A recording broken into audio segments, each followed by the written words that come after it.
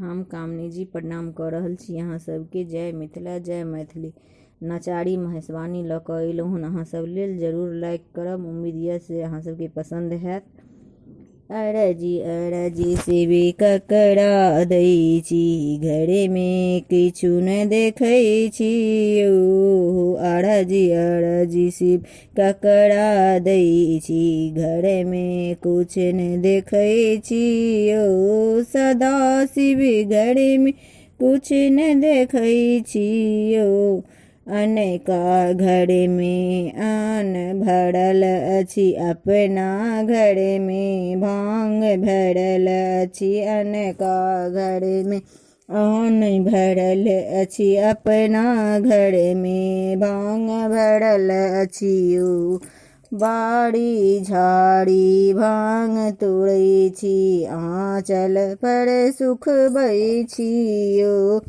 अरजी शिव ककरा दै छी, घर में किछु न देखै छी यौ। घर में कुछ न देखै छी, सदा शिव घर में कुछ न देखै छी यौ।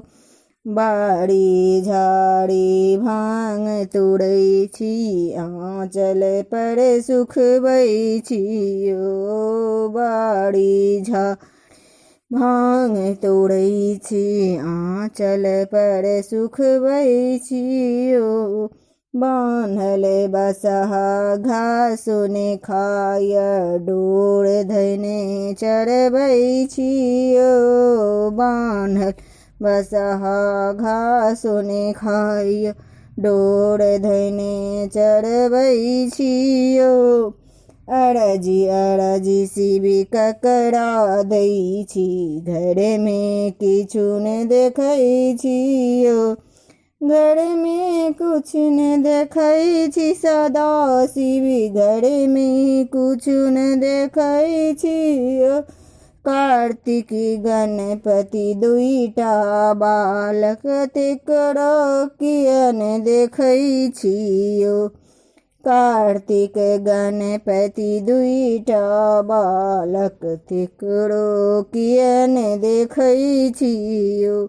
अरजी शिव ककरा दै छी, घर में कुछ न देखै छी यौ। घर में कुछ न देखै छी, सदा शिव घर में कुछ न देखै छी यौ। प्रणाम, धन्यवाद।